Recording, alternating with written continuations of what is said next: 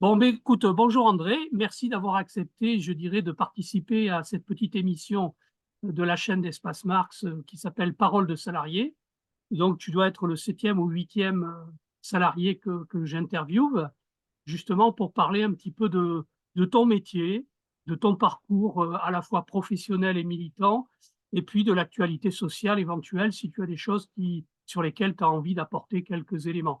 Alors, ce que je te propose, c'est de te présenter là pendant quelques minutes, de développer éventuellement les éléments d'histoire que tu souhaites nous faire partager, d'histoire et de pratiques professionnelles et syndicales éventuelles, si tu as un engagement syndical, ce que je crois savoir, puisqu'on s'était rencontrés au congrès de l'UDCGT au mois de septembre dernier. Ben, écoute, à toi, André.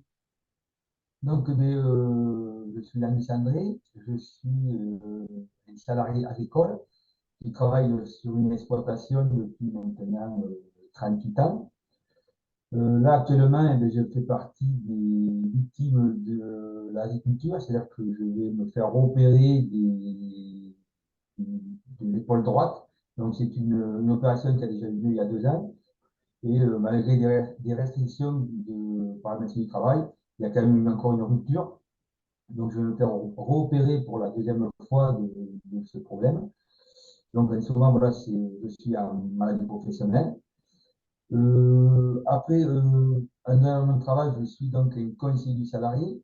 Je suis le secrétaire adjoint de l'UL-CGT du Médoc, une UL qui a quand même 250 adhérents. Nous sommes une UL multipro, mais avec à 70% des syndiqués de l'agriculture. Énormément de salariés qu'on appelle isolés ou qui ont des petites infrastructures agricoles ou viticoles, donc avec des entreprises où il y a, enfin, des exploitations où il y a un, deux, trois salariés, donc en fait, ils n'ont pas droit à des délégués du personnel. Je suis aussi membre de la commission du CHSCT départemental, qui est gérée par la MSA. Je suis aussi bon, mais délégué syndical de fait, puisque voilà, et j'étais le secrétaire du CSE de mon entreprise. Et là, j'ai passé la main, je me suis simplement suppléant, la place aux jeunes. Voilà. Il faut le faire, il faut y penser. C'est quelque chose qui fait partie aussi de l'actualité, que je vois très bien aussi très souvent venir au terrain juridique, c'est que les délégués du personnel qui sont en place depuis des années, qui ont du mal à passer la main. Et le jour où ils quittent l'entreprise, et bien, plus personne ne sait rien faire. Ça met en plus à mal l'image de la CGT, puisque d'un seul coup, il ne se passe plus rien. Les patrons en profitent pour se dire que la CGT n'est plus là, il n'y a plus de syndicats, on va commencer à reprendre ce qu'a gratté la CGT.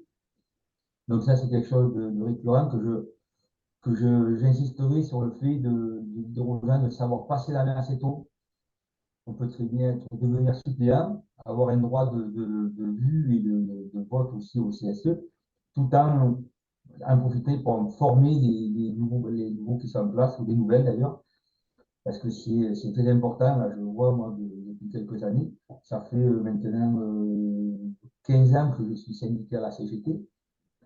Et ma syndicalisation à la CGT s'est fait par le fait que j'ai voulu me présenter en tant que délégué du personnel et je ne savais pas comment s'y prendre. Donc j'avais rencontré à l'époque, j'avais été à l'UL du Médoc et on m'avait très bien guidé, on m'avait expliqué que j'avais intérêt d'être syndiqué pour avoir un soutien et une puissance syndicale envers mon employeur. Et du coup, j'ai adhéré petit à petit, j'ai voulu comprendre parce que j'avais énormément de questions à poser. Et petit à petit, on m'a dit, mais tu es le bienvenu dans les bureaux de l'UL. Tu peux très bien assister aux permanences juridiques. J'ai fait ça pendant 4 ans avant de me permettre de me dire, maintenant, je veux être conseiller salarié. Voilà. Mais voilà, c'est quelque chose, je voudrais que les gens comprennent que c'est très très long. On ne peut pas du jour au lendemain se dire je suis un délégué syndical ou un conseiller salarié compétent. La formation est très longue, mais très enrichissante. J'ai cru comprendre que tu avais un métier passionnant, c'est le moins qu'on puisse dire, et que tu avais une activité professionnelle assez riche c'est quoi qui t'a mené à un moment donné à sauter le pas et à t'engager syndicalement? Alors, je vais faire mon historique de ma carrière. Donc, à Oui, l'origine, j'ai un CAP de mécanicien industriel, ce qui veut dire sur les camions, principalement. Donc, j'habitais à l'époque Bordeaux. Mes parents ont pris la retraite, ils sont venus s'installer dans le Médoc. Sauf que dans le Médoc, des garagistes de camions pur et dur industriels, il n'y en avait pas. Et à l'époque, même sur Bordeaux, il n'y avait que Renault Truck, qui existe toujours. C'était le seul employeur. Ça, c'est un problème de la, on va dire, académique de l'État où on forme, tous les ans, on forme 20 mécaniciens poids lourds, alors qu'il n'y a qu'un garage en Gironde. Et ça, c'est un petit détail, mais bon, on a l'habitude dans le Médoc, on a les mêmes problèmes. Donc, ne trouvant pas de travail de mécanicien poids lourd, un jour, on est venu me proposer une place dans un château pour faire de la maintenance lors de la mise en bouteille. On leur avait dit qu'il fallait un mécano qui soit capable de faire la maintenance de la machine. Je n'y connaissais rien, je savais, à l'époque, je ne buvais pas une goutte d'alcool. C'était le genre idéal. Et donc, pour vous dire, j'ai embauché un vendredi matin, ce qui n'est pas quand même courant c'est d'embaucher un pas court. vendredi, parce qu'il y avait là un prestataire de la maintenance qui était là et qui voulait en profiter pour faire une formation. Donc, je me suis retrouvé, on va dire, ce qu'on appelle maintenant un conducteur de ligne de mise en bouteille. Et j'ai été formé sur le tas. C'est-à-dire que je travaillais avec le maître de chier, des vignerons qui s'occupaient de tout ce qui était manutention, d'emballage. Et on m'a formé petit à petit, je suis devenu. Alors, ils ont vu que j'étais compétent dans la maintenance de ma machine, alors que je n'y connaissais rien, hein, c'est des automatismes de compagnie. Et de fil en aiguille, voilà, après on m'a dit, tu seras vigneron et tu feras la mise en bouteille. Et du coup, il y avait quelques problèmes dans l'exploitation où il y avait des vignerons à l'époque qui voulaient être chauffeurs. Et le patron à l'époque ne savait pas lequel désigner sans froisser les autres. Ils se dit, ben, on va désigner celui qui. On ne va pas sortir quelqu'un d'un poste, je vais créer un poste. Et donc, créer le poste, j'étais le premier, on va dire, chauffeur de tracteur attitré sur l'exploitation. Toujours pareil, je n'y connaissais rien, je ne savais pas ce que c'était qu'un encadreur, encore moins un tracteur agricole, et encore moins un tracteur, ce qu'on appelle nous, un interligne, c'est-à-dire c'est ces tracteurs qui sont capables de passer entre deux rangs de lignes et qui font 1 mètre de large. Donc, pour vous dire que les premières heures, vous transpirez, vous devez avoir le cœur toujours à 150 à l'heure parce que vous croyez toujours que vous allez chavirer et mourir. Voilà. Donc, de fil en aiguille, j'ai été formé par l'époque, le chef de culture de l'époque, qui en fait, lui, se voyait presque un adjoint qui lui permettait de faire des travaux sans avoir la foudre des anciens qui disaient qu'il ne fallait pas faire ceci, pas faire cela. Donc, de fil en aiguille, j'ai créé entre guillemets ma place et j'ai toujours cette même place actuellement. Je suis un chauffeur attitré à l'année et en quelque part, je suis chauffeur autonome. C'est-à-dire que j'ai beaucoup de travaux à faire où je n'ai pas à demander, c'est moi qui dis à mon chef de culture, il faudrait que j'aille faire ceci, il faudrait que j'aille faire cela. Donc c'est un métier qui me passionne parce que du coup, ça me permet d'être toujours intéressé par ce que je fais et à suivre l'évolution aussi du matériel qui existe sur le marché. C'est-à-dire que j'ai commencé avec un tracteur à l'époque qui faisait 51 chevaux.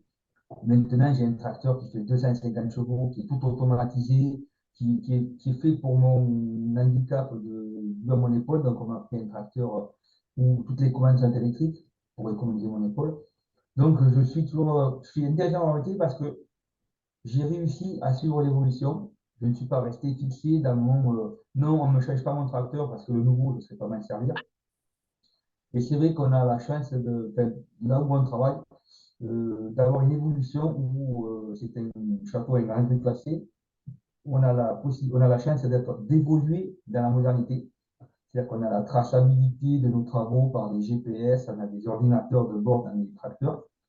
En fait, c'est plus, voilà, on a évolué et on a évolué dans le bon sens, c'est-à-dire qu'on a des tracteurs maintenant climatisés, des cabines pressurisées, c'est-à-dire que il y a un système de voyant qui vous dit que votre cabine fuit, donc vous ne pouvez pas sulfater parce que votre cabine n'est pas étanche.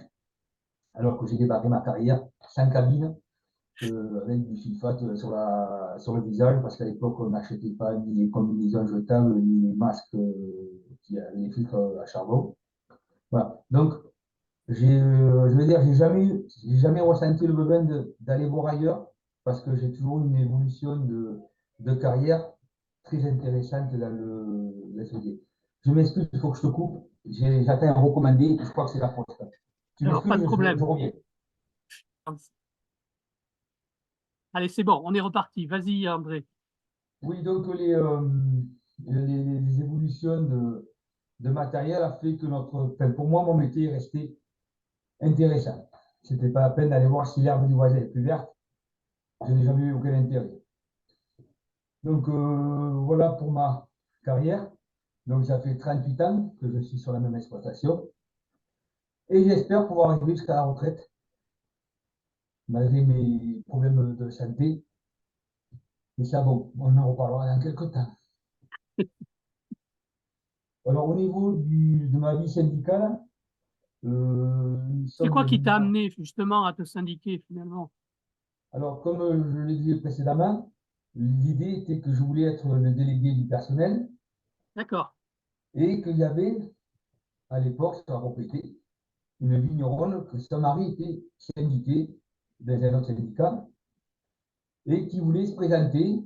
Et, euh, et là, ça m'a dit, si je me présente, je serai lui et toi non. On n'était pas en guerre avec le RC. d'accord, C'est juste d'accord. qu'à l'époque, il n'y avait besoin que d'un délégué. Voilà. Donc, on aurait été deux, il y aurait peu de soucis. Donc, c'est là que je Mhm. suis venu à me renseigner cette histoire de je ne connaissais rien, pourquoi elle se présenterait au premier tour et que moi, je n'ai pas le droit. Donc, j'étais à la CGT, puisque à l'époque, toujours, il n'y a que la CGT qui soit matériellement représentative dans le Médoc. Les autres D'accord, sections syndicales, les autres syndicats, pardon, n'existent pas matériellement sur le Médoc.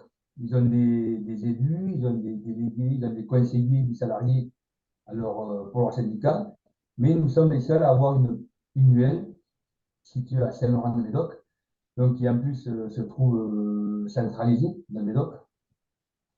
Nous sommes à Saint-Laurent parce que monsieur le maire de Pauillac à l'époque nous a viré des locaux qui nous prêtaient. Voilà. Donc, du coup, on a eu une chance grâce à notre secrétaire actuel qui est M. Curoalen, qui savait qu'il y avait des bureaux du département qui avaient été, entre guillemets, abandonnés. Et il savait qu'il connaissait ces bureaux, puisque c'était lui-même un ancien employé du département de l'ex-BDE. Et il s'est renseigné voir ce qu'il faisait de ces bureaux. Et il s'avérait que ces bureaux avaient de l'amiante, ils n'avaient pas été dépollués. Le département ne voyait pas d'intérêt de réaménager ces bureaux puisqu'ils ont préféré transférer les, les emplois de bureaux sur la commune de Castelnau, un peu plus loin. Donc ces bureaux étaient restés à l'abandon et ils ne savaient pas quoi en faire. Et étant donné qu'ils étaient avec de l'amiante, ils ne pouvaient pas les vendre à un particulier. Ils ne pouvaient pas les vendre à un professionnel parce qu'ils ne rentraient pas dans les normes pour un professionnel. Donc en fait, pour le hasard de tout le monde et la chance un peu de tout le monde, à part la CGT qui pouvait essayer de faire l'acquisition de ces bureaux, c'était des bureaux qui auraient été amenés à rien, qui seraient restés à l'abandon.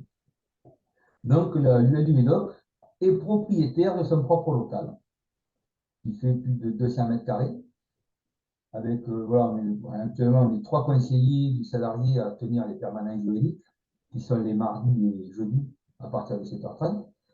Et voilà, nous avons une chance, c'est que nous sommes chez nous.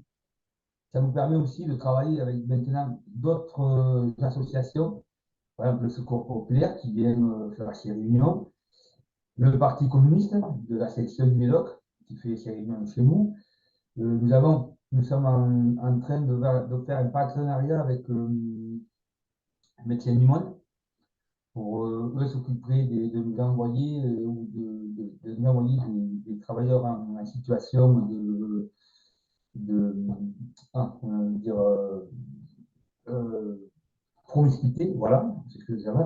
tous ces saisonniers qui n'ont pas le droit, mais qui en même temps travaillent. Enfin, c'est le fameux bidonville enfin, j'ai perdu le nom, on a un petit bidonville sur le Médoc, où il y a plein Mhm. de gens comme ça, là, des Espagnols, des Roumains, qui se sont réfugiés dans des caravanes et qui vivent dans un coin comme ça. Et, voilà. Et du coup, ben, ce qui fait qu'on a une vie, notre UL fonctionne assez bien, étant donné on a beaucoup de relations avec tout ce qui tourne autour du social dans le Médoc. On a Pôle emploi qui a notre numéro de téléphone, qui des fois nous envoie des salariés en difficulté parce que justement les licenciements n'ont pas été faits correctement. Et voilà, on a une vie syndicale assez épanouie, on va dire, et où d'ailleurs même des fois on nous envoie des gens, on leur dit, mais attendez, on nous envoie des gens de Bordeaux pour nous rencontrer, Mhm. alors Mhm. on va vous permettre de faire un plus 1 heure de route pour rencontrer quelqu'un. D'accord, d'accord. Tu peux me parler, alors, quand on s'était rencontrés, tu avais évoqué effectivement, on parlait des questions de genre et dans le travail salarié agricole. Et tu avais évoqué un certain nombre d'anecdotes que moi j'avais trouvées assez intéressantes, justement sur les évolutions qui avaient lieu, y compris dans le salariat viticole, le salariat agricole. Oui, alors, on va dire enfin, en ce qui concerne le Médoc, on est sur des salariés de la viticulture à 98%. On a peut-être deux, trois syndiqués qui travaillent dans des exploitations, on va dire, céréalières ou agricoles, parce qu'il y a un peu d'éleveurs encore dans le Médoc. Mhm. C'est des gens qu'on ne voit quasiment jamais, hein. Ils sont syndiqués, ils ne viennent que s'il y a un problème, quoi. Mais au niveau viticulture, déjà une chose qui est arrivée en 2021, si je ne me trompe pas, je suis peut-être pas sur les dates, mais il a été créé la convention collective nationale agricole, chose qui n'existait pas. Donc, chaque département avait sa propre convention collective départementale, en l'occurrence la Gironde, la Corrèze, la Charente, voilà. Chacun avait sa convention collective agricole départementale pour avoir des spécificités par rapport au travail effectué. C'est-à-dire que dans la Gironde, comme je disais, 90% des agricoles sont dans la viticulture. Viticulture. Mhm. En Charente, il va y avoir de la viticulture, mais il va y avoir beaucoup de céréaliers et de l'élevage. Voilà. Donc là, le fait qu'ils aient créé, qu'il y ait eu la création grâce au syndicat, l'intersyndicale qui existe au niveau national entre la CGT, la CFTC, FO et CGC. Voilà, on a une intersyndicale, il n'y a que la CFDT comme d'habitude qui n'est pas de nous. Ils ont réussi à avoir cette convention collective nationale. Et donc, il a fallu que tous les départements s'adaptent pour incorporer cette convention collective nationale qui reprend énormément la base départementale, mais qui en fait ne prend pas en compte les travaux spécifiques de chaque département.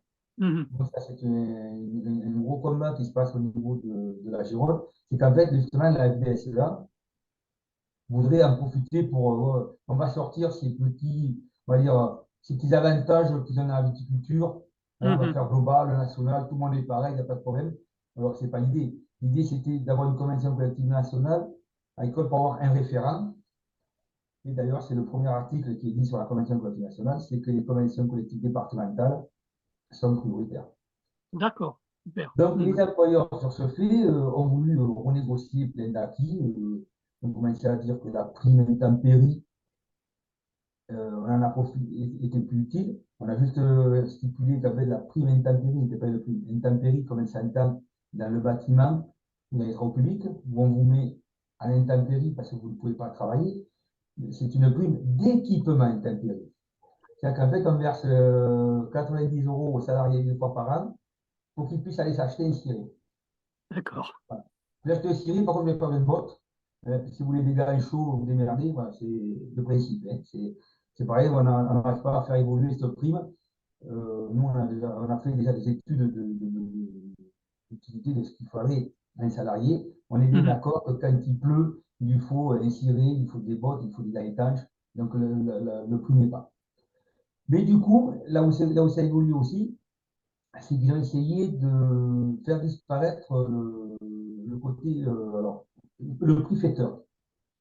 Le prix-fêteur, c'est ce qu'on appellerait dans le bâtiment des tâcherons. C'est-à-dire, plus ils en font, plus ils gagnent. Ils sont payés, on appelle ça à la pièce, donc au pied de lit. Et ils ont essayé de vouloir le supprimer, de le passer autrement, parce qu'en fait, ça coûte cher. Mais bon, nous, on sait très bien qu'il y a des exploitations viticoles dans les petites propriétés. Si les salariés ne travaillent pas aux pièces, ils les mettent à travailler vite à la journée, donc avec un taux horaire, et c'est un taux horaire qui tourne autour du SMIC, quoi. Mhm. Donc ces salariés-là, s'ils n'ont pas, s'ils ne travaillent pas la pièce, ils ne peuvent pas gagner leur vie correctement. Alors là-dessus, bon, on a réussi à le maintenir, mais malgré que nous, CGT et les autres intersyndicales, on est contre le travail au prix fêteur. Mhm. On le Mhm. voit très bien, nous, je le vois, il y a pas un mois sans qu'on n'y ait pas des salariés qui viennent nous rencontrer. Ils ont 58 ans et ils sont mis en inaptitude professionnelle D'accord. parce qu'ils sont usés de partout. Et si j'en ai le compte qui vous dit, je travaille aux pièces. C'est-à-dire que c'est des gens qui avaient des très bons salaires, mais ils ont laissé leur santé. Quand je dis la santé, c'est la santé. C'est des gens qui Mhm. sont Mhm. avec des taux d'invalidité de 50%, ou c'est les épaules qui sont bloquées, ou le pire, c'est le dos, avec des plaques voilà, qui vous bloquent les vertèbres. Et c'est des gens qui ne supportent pas d'être assis plus d'une heure. Mhm. Quand ils sont couchés, il faut qu'ils se relèvent. Quand ils sont debout, ils ont mal au dos. Ouais, c'est des pathologies, quoi. C'est des gens qui vont, soyons clairs, avoir une retraite de merde au niveau conditions physiques parce qu'ils ne pourront même pas se faire plaisir dans des loisirs qu'ils avaient voulu faire. Voilà. Donc, ça, c'est le problème. Et du coup, les employeurs ont trouvé le remède. On ne va plus mettre les salariés au prix fêteur, puisque la MSA est contre, elle aussi.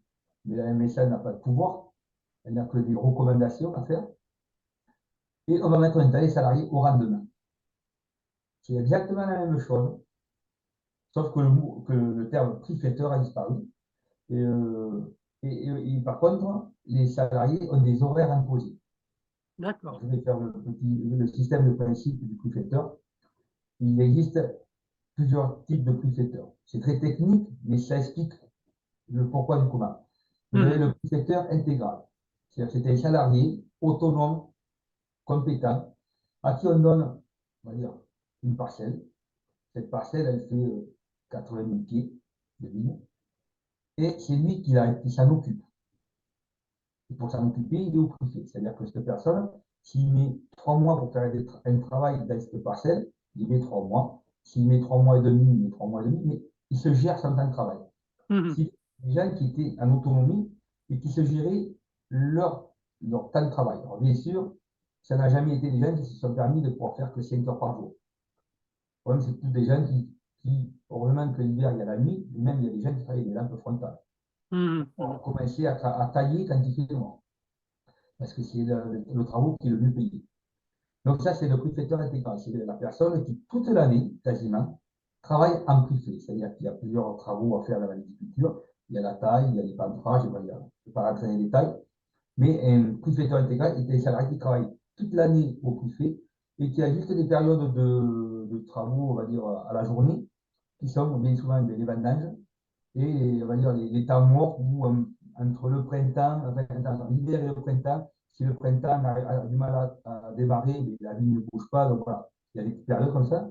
Après, il y a le prix fêteur à façon. C'est-à-dire qu'un salarié, on lui donne des travaux aux pièces, mais que pour une façon. C'est-à-dire, par exemple, ça que pour la taille. Ou ça devait être que pour les chausseaux, tout comme ça. Donc ça, c'est des prix fêteurs qui déjà commencent à... Les ouvriers n'en veulent pas. Parce qu'ils Mhm. veulent parce que du coup, là, on commence à vous dire, oui, mais tu ne peux pas faire les horaires que tu veux. Alors que le prix fêteur intégral, étant donné que c'est un salarié qui est autonome, s'il estime qu'il est en retard, vous ne pouvez pas lui dire, tu ne peux pas rester jusqu'à 7 heures le soir dans les mines. Tu ne peux pas ne pas venir travailler samedi. Si un salarié prouve qu'il est en retard, on ne peut pas l'empêcher de venir travailler le samedi. Sauf que ce que font les salariés, et puis que les employeurs sont tout à fait d'accord, c'est que vous êtes tout à fait Et si on devait ramener le prix-facteur en travail de journalier, un prix-facteur fait le travail de deux personnes. D'accord, d'accord. Ils sont capables de travailler 10 heures par jour et ne pas s'arrêter. Il y a des salariés qui mangent un sandwich au bout du rang en un quart d'heure et qui repartent à travailler. Voilà. Mhm. Donc ça, c'est Alors, on a supprimé cette technique, on les met au rendement, et par contre, au rendement, du coup, ils vont embaucher à 8 heures, ils vont faire 8 heures, midi, 13 heures, 16 heures. Et dans ce laps de temps, il faut qu'ils aient fait un certain nombre de pieds. Et du coup, là, c'est plus le salarié qui choisit ce qu'il fait, c'est-à-dire qu'il a un minimum. Et s'il n'atteint pas ce minimum, il n'aura pas sa prime rendement. Et si en plus il bâcle son travail, il n'aura pas sa prime qualité. Voilà. Du coup, alors, du coup, bon, les chiffres sont plus les mêmes parce que les salariés préfecteurs vous annoncent qu'ils taillaient 1200 pieds par jour. Mhm. Au rendement, puisque vous êtes limité dans votre temps, le calcul est d'environ 720 pieds par jour à faire. D'accord. Voilà. Du coup, ça fait qu'il y a un manque à gagner pour les salariés. Et l'employeur, ça lui coûte plus cher. Parce que du coup, ce salarié qui était capable de faire 2 journées en une, il ne peut plus. Donc, il faut créer des emplois. Et c'est là qu'interviennent les prestataires de services. D'accord. Et là, maintenant, c'est la porte ouverte. Les prestataires de services, il y en a partout.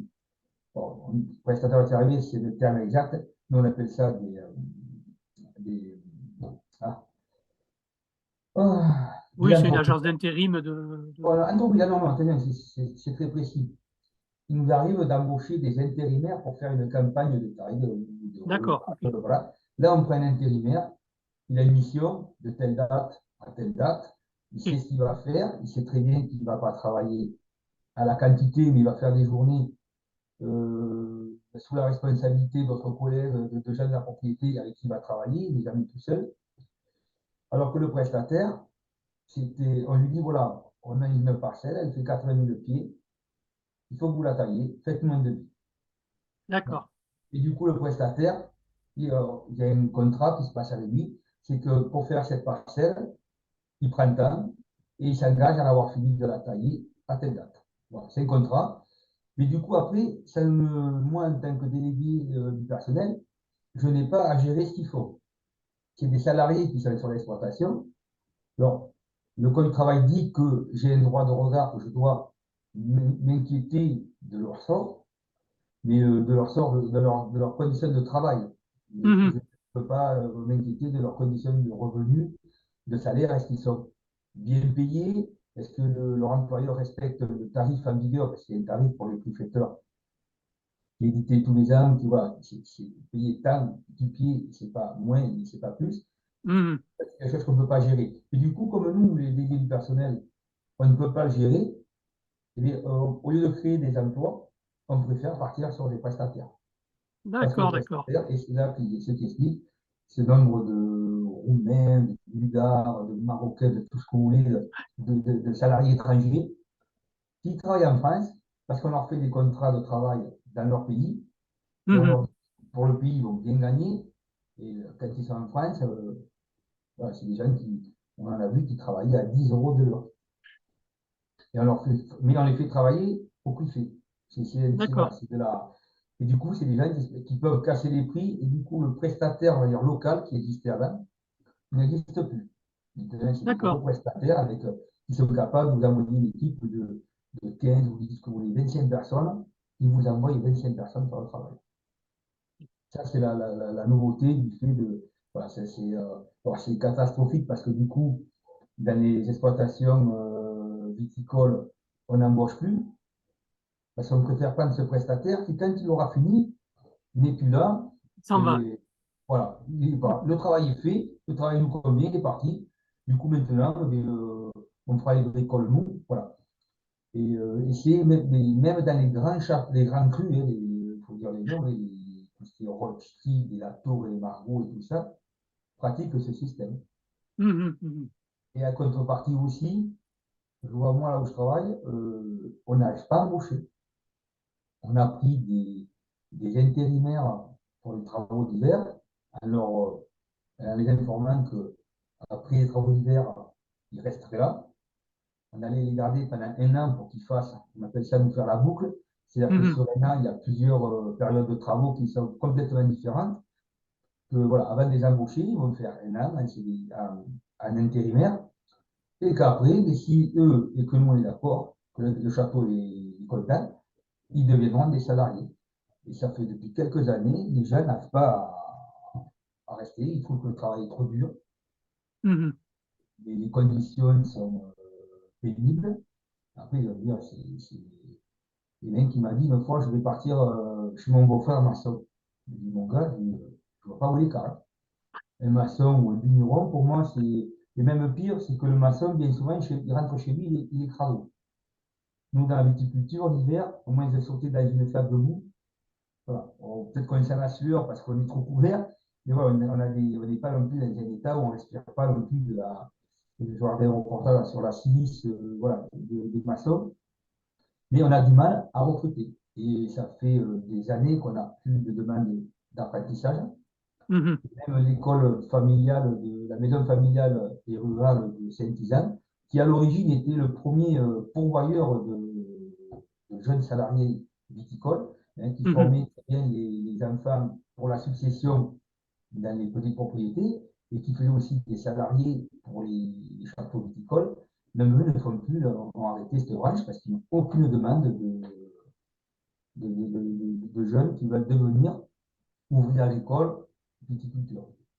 Et est-ce que vous avez réfléchi un petit peu, enfin, au niveau du syndicat, au niveau de l'UL, au niveau de la profession, euh, comment faire pour changer cet état de fait et peut-être redonner envie à une partie de la jeunesse d'occuper ces métiers qui sont des métiers tout à fait utiles et importants? Je vais parler de mon cas personnel, puisque j'ai un fils, et j'avais la possibilité à l'époque, puisque j'ai connu la mère de mon fils sur la propriété viticole. On a travaillé 10 ans ensemble sur la propriété viticole. Mon ex-femme est partie parce qu'elle voyait que la viticulture, on ne pouvait pas faire 40 ans parce que c'est trop dur. Difficile. Donc, elle a réussi à partir, à faire une nouvelle orientation professionnelle. Elle est partie dans l'aide à la personne dans un foyer. Mhm. Et quand mon fils a eu l'âge de pouvoir devenir apprenti, ou je lui ai demandé si ça l'intéressait, qu'il avait possibilité de rentrer. Et donc, moi, je travaillais parce qu'on cherchait. Et il m'a répondu, texto, non, mais certainement, j'ai pas envie de devenir comme vous. J'ai dit, qu'est-ce que devenir quoi? Tu t'estimes que tes parents, c'est des vignerons, ils sont couillons? Non, bon, j'ai pas envie d'être fatigué comme vous êtes fatigué quand vous rentrez. Mhm. Il voyait ça. Alors, sa mère plus que moi, parce que sa mère faisait des travaux répétitifs. Moi, j'étais chauffeur de tracteur, donc c'était pas les mêmes Mhm. façons de Mhm. travailler. Il a dit non, non, mais il, me dit, il avait vu déjà que j'avais été opéré du genou à cause du travail les terrains pas plats qui me suis esquinté le genou. En fait, il voyait que, et les connaissances autour, en fait, même les fils de propriétaires viticoles qui ne veulent pas reprendre la viticulture, les propriétés parentales, parce qu'en fait, ils voient que les parents, eh bien, ils sont usés, fatigués, et qu'en fait, ils profitent, entre guillemets, pas vraiment de la vie, quoi. Mhm. Moi, je sais que j'ai fait du judo avec mon fils. Il y a des moments, je dis non, ce soir, je ne vais pas au judo, c'est pas la peine. Je suis fatigué, je suis crevé, j'en peux plus, j'ai eu froid, j'ai forcé comme un dingue, j'ai mal aux épaules. Et du coup, je crois que les enfants, on se dit non, moi, je ne veux pas entre guillemets, la vie de mes parents. Alors, ce qu'on a beaucoup, c'est qu'ils veulent tous être chauffeurs de tracteur. Ils te disent, D'accord. ouais, moi, je cherche une place de chauffeur. Et c'est compliqué de leur faire comprendre, mais on n'est pas, il n'y a pas de travail toute l'année pour des chauffeurs. Mhm. L'hiver, d'abord, les terrains sont trempés, on ne peut pas rentrer. Et puis, il n'y a pas de travaux de tracteur. Il y en a très peu. Il y a juste à broyer les serments. Donc, c'est pas ça qui va faire employer du monde. Et ils ne veulent pas entendre d'aller faire du travail manuel. Ils veulent être. Voilà. Et par contre, quand vous leur dites, moi, je suis depuis 4 ans, on me demande de préparer mon remplaçant. Mhm. Moi, j'appelle ça un padawan. J'ai de former un padawan. Et bien, j'en suis à mon 6e. Quand tu vois faire, c'est facile, tu vas le faire. Ah, mais non, mais c'est trop cher. Ah, mais oui, concentration. C'est pas physique, mais c'est la concentration. Et ça, non, Mhm. il faut qu'ils soient dans leur monde. Et je veux dire que le téléphone portable, ça n'a pas arrangé les choses. Vous faites une pause à 10 heures, premier truc que font les salariés les plus jeunes, ils prennent leur téléphone, ils ne vous disent pas un mot. C'est le téléphone. C'est l'oreillette, ça se filme. Oh, t'as vu, je conduis, c'est très bien. Et des fois, ils filment, ils envoient au collègue qui est dans la pièce à côté, quoi. D'accord. Et ça n'aide pas ça n'aide pas le recrutement, c'est pas porteur pour le travail. Il y en a beaucoup de Mm. ça, mais ouais, c'est bien l'agriculture parce que tu peux avoir ton téléphone avec toi toute la journée. D'accord. Ça, c'est catastrophique. Alors, nous, on essaie, là, que ce soit que l'UL ou même moi, j'ai discuté avec les jeunes de la maison familiale agricole, Mhm. les jeunes ne veulent plus faire des travaux manuels. Et moi, j'ai un ami là, qui a repris la propriété de son père il y a 40 ans. C'était quelque chose de très petit, de très médiocre. Lui, il a remis la propriété, on va dire. Puis il a agrandi, il a acheté des vignes, des terres, il a planté, il a du vrai matériel. Et son fils ne peut pas reprendre derrière. Il y a tout. Mais par rapport à ce que lui a hérité et ce que son fils pourrait récupérer, non, le fils, il s'est mis plombier à son compte. D'accord. D'accord. D'accord. Et ça, c'est. Comment, Mhm. Ouais, Comment vous avez vécu le mouvement qu'il y a eu sur l'agriculture, qui n'est pas terminé d'ailleurs, hein, puisque ouais. apparemment, même si la FNSEA a suspendu le mouvement, en tout cas, elle a donné rendez-vous au Salon de l'agriculture. Comment vous avez vécu les choses? Alors, dans le Médoc, il y a eu un barrage filtrant sur la fin on va dire de la campagne de Oui. contestation, où mais ce sont les viticulteurs du coin, avec un meneur que je connais, qui est élu à la MSA. Et voilà, ils ont fait une journée d'action qui a consisté à s'installer sur un rond-point et de filtrer les gens, mais pas de coup d'éclat, pas de sous-préfecture. Voilà. On va dire que par définition, le Médocain, il est un peu laissons faire les autres, on verra après. Donc, c'est comme pour les retraites. Le Médoc n'est pas descendu à Bordeaux. On a voulu faire des manifestations sur l'ESPAR, la sous-préfecture. Et Mhm. il a fallu qu'on soit. Enfin, moi, pour l'UL, on n'était que deux. Et D'accord. même, j'avais contacté des délégués du personnel, des délégués syndicaux, leur dire qu'arrêtez de me dire que vous ne pouvez pas aller à Bordeaux parce que c'est trop loin. Là, je dis, c'est pas Bordeaux, c'est l'Espar, ça côté de chez vous. Et c'était un samedi. Vous n'êtes même pas de dire, je fais grève pour aller à la manif. Personne n'est venu. Les gens, ils sont dans le Nord, c'est on attend. On laisse faire les autres, après, voilà. Donc, nous, les mouvements, après, moi, j'ai pour habitude de dire que dans le Médoc, ce n'est pas des agriculteurs, c'est vraiment des viticulteurs. Mhm. Et moi, en 40 ans, j'ai vu une évolution. C'est qu'il y a 40 ans, les jeunes propriétaires qui prenaient qui prenaient la relève étaient encore très dans l'aide. Je vais t'aider à planter samedi, et le samedi prochain, on va planter chez moi. Mhm. Euh, Il y avait de la solidarité, quoi. j'ai un tracteur qui est capable de te labourer ton terrain. Et l'autre dit, moi, si tu me laboures le terrain, moi, je fais une équipe, on va t'aider à planter. Ouais, ils savaient se rendre service. Il y avait Mhm. l'entraide. Sauf que, ben, au moment, le prix du vin, le marché du vin s'est très bien porté. Donc, tous ces propriétaires qui avaient la tendance à s'entraider, c'était, ouais, mais là, tu comprends, quand je vais l'aider à lui, là, quand il vient m'aider, après, je suis obligé d'aller l'aider. Oui. D'accord. Donc, pour ne pas me faire avoir, je vais acheter, moi, mon tracteur. Et qui dit que bon, le marché était là, le vin se vendait bien. Donc, ils sont tous équipés. Ils ont tous acheté les outils qui leur manquaient, qui leur faisaient défaut. Après, ça allait encore mieux. Moi, pendant des années, j'ai aidé des copains à faire leur plantation de billes le samedi. Voilà, Mhm. on s'est une équipe entre copains et puis entre gens du métier. On allait aider à planter les vignes. Et bien après, un jour, on a dit, on ne devait pas planter. Oh non, non, c'est bon, je prends un prestataire. Donc, voilà. Tout va bien, je vais bien. Sauf que quand tout a été bien, tout a été bien. Et après, c'était la course à l'équipement. Donc, des gens qui achètent une machine à manger, c'est 300 000 euros. Donc, c'est pareil, avant, il y avait un propriétaire qui en a acheté une et Mhm. qui fait la prestation autour.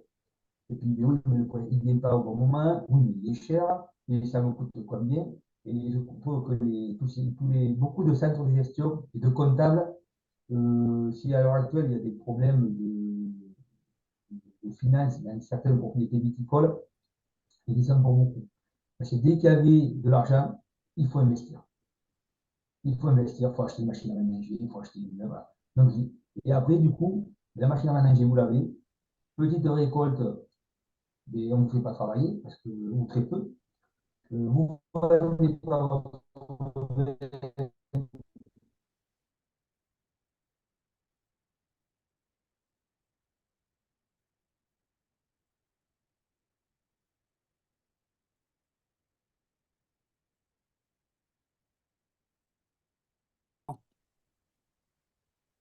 C'est bon, tu peux y aller.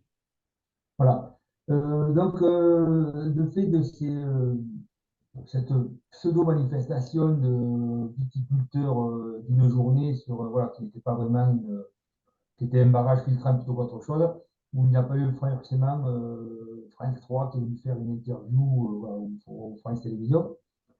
Nous, par contre, ce que les agriculteurs ne parlent pas et que personne n'en a parlé, c'est que dans aucun cas, ils n'ont évoqué les problèmes qu'ont les salariés. Parce qu'ils réclament un soulagement des taxes sur le carburant, ils vous parlent de la PAC, alors que nous, quand on les rencontre, ils nous parlent toujours des charges patronales, Mhm. qui sont énormes. Bizarrement, on n'a jamais entendu parler de charges patronales.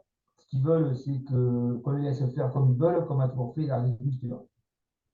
Sauf que nous, depuis, ça fait maintenant un mois, depuis le début de l'année, il faut dire ce qui est, on commence à avoir des salariés qui viennent nous voir annuels parce qu'ils ne sont pas payés. D'accord. J'ai un salarié qui est venu, il m'a dit, ça fait 3 mois que je n'ai pas eu de salaire. Ça fait 7 mois que je n'ai plus de bulletin de paie. Et là, la semaine dernière, j'en ai quand même eu 2. Donc, maîtrisant pas ce problème de salaire non versé, je connaissais la base, mais j'ai préféré contacter. On travaille avec une avocate qui est spécialisée dans le droit du travail. Mhm. Je lui ai demandé qu'elle me donne exactement la bonne procédure, que je ne dise pas de bêtises aux salariés. Et je lui ai dit, écoute, là, ça fait le deuxième depuis le début du mois. Elle me dit, je suis au courant. Elle me dit, j'ai plaidé au prud'homme. Et la représentante de la FDSEA m'a dit qu'il y avait une explosion des problèmes financiers au niveau des salariés, des employés viticoles. Et elle me dit, alors elle me dit, quand ils sont bien conseillés, ils font la procédure, on va dire, normalement, donc on va au prud'homme. Mais là, elle me dit, en fait, les patrons disparaissent carrément. D'accord. Et plus, et comme c'est bien souvent, c'est bien les types d'exploitation viticole, les salariés sont logés. Donc, fais pas chier, ou en plus, je te fous dehors de la maison. Donc, D'accord. en fait, il va y avoir un gros problème. Moi, j'ai, par connaissance, quelqu'un qui m'avait signalé, qui m'a dit, tu verras, en début d'année, vous allez avoir du boulot. Parce qu'il était au conseil d'administration du Crédit Agricole. Et le Crédit Agricole et les autres, toutes les banques ont dit, on vous a soutenu pendant un an financièrement, on ne peut pas faire ça indéfiniment. Donc, au 2024, on vous lâche. Et c'est ce qui se passe. Et du coup, les salariés, tu vois, le patron n'a pas payé, le patron n'a plus d'argent. C'est surtout que le problème, et c'est là où ça fait mal, c'est que potentiellement, les employeurs ont de l'argent. Mhm. Mais il est en bouteille, il est dans les chiens, et personne ne veut leur acheter le lait. D'accord. Ou alors quand ils le rachètent, ça couvre juste les frais qu'ils ont eu sur le stockage, voilà. Mais ils ne font aucun bénéfice sur le lait. Donc on leur achète à prix coûtable. Et là, c'est quelque chose qui démarre là, voilà. Et je pense que c'est pas prêt de s'arrêter parce que en discutant avec les propriétaires viticoles que je connais, le cours du vin ne remonte pas. Et c'est surtout qu'ils ont connu des crises où le cours du vin était bas, mais on leur a acheté la récolte. Là, il y a des propriétés viticoles, alors plus ou moins importantes, qui ont quand même 3 à 4 années de vin en stock dans les chais. Il y a des propriétés viticoles qui ont acheté des cuves pour pouvoir vider les cuves pour faire les vendanges. Mais tout ça ne s'arrange pas parce que cette année, ça a été une très bonne récolte. Donc, il y a des quantités. Et le marché du vin, on va dire que c'est la crise asiatique, que c'est l'Ukraine et compagnie. C'est juste qu'en fait, et ça, ils ont du mal à l'admettre, les viticulteurs, ceux qui ne veulent pas l'entendre, c'est que c'est pas parce que ça se vend qu'il faut en produire et faire n'importe quoi. Mhm. Là, quand il y a des problèmes comme ça, où la qualité n'y est plus parce qu'on produit, parce que le marché est là et qu'il n'y a pas de problème, on va le vendre, les négociants, ben, quand on leur dit mais moi je veux plus de médoc parce que je suis déçu, et puis ils partent sur autre chose. Donc ils vont chercher des vins d'Italie, des vins d'Espagne.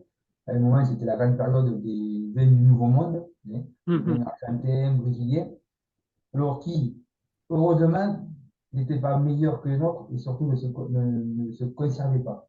Ils ont un D'accord. problème de vieillissement, alors que les vins de France, les médocs, sont des vins de garde, on appelle. Donc, des vins qui peuvent Mhm. rester en bouteille 10 ans sans s'abîmer. Mais le problème là, c'est qu'ils ont potentiellement de la trésorerie, mais un stock, sauf que les petites propriétés viticoles, enfin les petites propriétés viticoles, c'est 20-25 hectares. Après, Mhm. Mhm. 50 hectares, mais qui sont gérés par des groupes, des négociants qui viennent souvent acheter ces propriétés, qui ne vendent pas mieux parce que les négociants n'arrivent pas à vendre le vin non plus. Mais c'est des négociants, ils ont, on va dire, les reins plus solides. Et les vins sont en stock, les bâtiments sont pleins, ils essayent d'envoyer leur vin, on appelle ça des entrepositaires, c'est-à-dire sur Bordeaux, il y a des grands bâtiments qui stockent le vin. Mais le vin, on ne leur toujours pas leur acheter. Et par contre, ils ont des frais de stockage. Donc là, ça crée des difficultés. Et, et bien sûr, le prix, comme le vin ne se vend pas, le prix des terres est en train de chuter. Et puis, il n'y a pas la terreur. Et le plus flagrant, et ça, si les gens viennent circuler dans le Médoc ou dans l'entre-deux-mer, ils le verront au printemps, ils verront qu'il y a des vignes qui n'ont pas été taillées. Ça, D'accord. c'est ce qu'on appelle un fermage, qu'on pourrait appeler en location, c'est des bails. Et ces gens qui ont ces vignes en fermage, d'abord s'occupent de leurs vignes pour les garder, pour les maintenir. Et le fermage, eh tant pis parce que je n'ai pas les moyens de les entretenir, je n'ai pas les moyens. Donc, il y a des vignes qui sont abandonnées. Et c'est pour ça qu'on parle de la fameuse prime d'arrachage, Mhm. avec des contraintes, c'est-à-dire que, et là, ils ont compris, ils ont appris des faits qu'ils ont eu il y a quelques décennies. On arrache, mais ce n'est pas pour replanter dans 2 ans. On va vous laisser arracher, mais pendant, je crois que c'est de mémoire comme ça, c'est 20 ans, les terres en jachère. Vous pourrez cultiver ce que vous voulez dessus, mais plus de vie. Parce qu'en fait, c'est pareil, il y a des endroits où. Moi, j'ai connu un prestataire viticole qui avait un prestataire viticole de travaux mécaniques. Hein, pas de, et il me dit, il y a 40 ans, on me payait pour arracher la vigne. Après, on m'a payé pour replanter la vigne. On me payait pour arracher les haies. Maintenant, on me paye pour replanter les haies. Donc, en fait, on est sur moi, j'appelle ça un cycle. Et Mhm. les cycles reviennent, et celui qui a fait attention, ben, comme toujours, celui qui a le bon bateau, il va supporter la tempête, et celui qui n'a pas entretenu son bateau va couler. Et là, c'est ce qui se passe actuellement. Les gens qui ont trop misé sur l'investissement, le matériel, et qui n'ont pas été sur le côté, non, je vais plutôt. Ici, ils aiment bien se vanter de leur machine à manger. Mhm. Priorité, la machine à manger, c'est bien peut-être, mais si vous n'avez pas un chien en capacité de faire du bon vin, avec du matériel qui maintenant est indispensable avec le réchauffement climatique, vous ne faites pas de la qualité et vous allez pouvoir avoir une machine ultra moderne. Si vous, dans votre vin, vous ne vous y retrouvez pas, ça ne sert à rien et du coup, vous êtes emprunté pour rien, quoi. Donc voilà l'état actuel des choses dans le Médoc. C'est qu'il commence à y avoir des salariés non payés, des propriétaires qui ne s'occupent plus que de leur vie et qui laissent tomber le fermage qu'ils ont des fois, le fermage, ça peut être la moitié de la propriété qu'ils gèrent, hein. D'accord. Et on va avoir le problème ça va finir au tribunal certainement. Quand vous mettez vos vignes en fermage, c'est-à-dire que vous les louez. Et Mhm. vous les louez, c'est un prix qui est défini c'est un bail commercial, ni plus ni moins.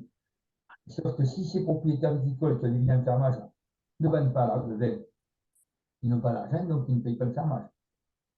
Et il y a des gens qui vont dire, moi qui ne m'as pas payé le fermage, je veux des dédommagements, je veux des pénalités de contrepartie. Donc là, on va partir sur un cycle qui va être très très long. Même si demain, on va dire, le 20 se remettait à travailler, il y aura quand même des séquelles pendant très longtemps sur les. On voit qu'il y a des prestataires qui commencent à mettre des clients aux tribunaux parce qu'ils n'ont pas payé la prestation. D'accord. Là, on va dire que on a vu le dessus de l'iceberg, mais dessous, il est énorme, l'iceberg. Écoute, André, je te remercie beaucoup pour tous ces éléments que tu nous as fait partager. Est-ce que tu souhaites rajouter deux ou trois mots? Et puis moi, ce que je te propose, c'est effectivement qu'on se revoie d'ici quelques mois, y compris pour faire le point un petit peu sur la situation, au regard des dangers que tu as évoqués, qui ont malheureusement, euh, notamment consécutifs, si tu veux, à la période du confinement et du Covid, qui ont entraîné, y compris pour les exploitations agricoles, autant de difficultés que dans le monde du travail ailleurs, quoi, en tout cas. Est-ce que tu souhaites rajouter deux ou trois mots? Alors, juste un petit aparté par rapport à la période de Covid, du confinement. Mhm. La viticulture n'a pas été impactée, étant donné que les salariés étaient. Il y a moyen de ne pas mettre les salariés les uns contre les autres. Donc, fait, je n'ai pas connu d'exploitation qui ait eu des difficultés avec au niveau du Covid. Les gens de bureau qui sont partis en télétravail, mais en fait, comme ce n'est pas énormément de gens, ils ont réussi à faire d'autres bureaux. Vous voyez, genre une salle de réunion devient un bureau et puis tout le monde est isolé. Mhm. Donc, on va dire que au niveau de la viticulture et de l'agriculture en général, on ne peut pas dire que le Covid a été une pénalité pour maintenir les travaux et faire le travail. Peut-être que ça a bien sûr fait chuter peut-être la prix enfin, les ventes de produits, puisque je sais que nous, quelques châteaux, nous ont reconnu que le fait que les restaurateurs aient fermé, les ventes de vin dans les restaurants ont chuté, donc eux, ils Mhm. ont chuté aussi, mais ça s'est arrêté là. C'est-à-dire que dès que les restaurateurs ont repris leur activité, même au contraire, ils disaient que les gens avaient pendant quelques temps n'ont pas dépensé d'argent, et du coup, après, quand ils sont repartis au restaurant, ils se sont fait plaisir. Mhm. Non, On je ne peut pas pensais dire que sur... la période Covid D'accord. ait pénalisé la viticulture. Oui, oui. Non, ce à quoi je pensais, si tu veux, c'est à toutes les aides dont ont bénéficié les entrepreneurs, des artisans, etc., qui aujourd'hui, mais qui sont des aides à rembourser. Et Ah, c'est-à-dire que, voilà. Et aujourd'hui, on est à l'heure des remboursements. C'est un petit peu ce que tu évoquais tout à l'heure dans le rapport entre le secteur bancaire et puis les propriétaires aujourd'hui. c'est clair, hein, tout le monde ne sait pas,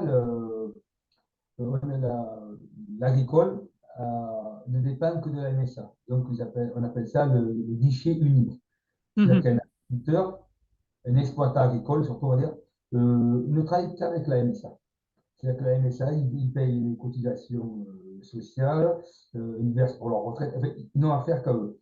Et Mhm. moi, j'ai eu des réunions en tant que délégué cantonal où justement, la MSA dit, écoutez, nous, on vous fait des facilités de paiement, mais on ne vous fait pas de cadeaux. C'est ça. Et il y a beaucoup de propriétaires, il y a des propriétaires qui sont là, qui sont représentés, qui disent, oui, on en fait comment?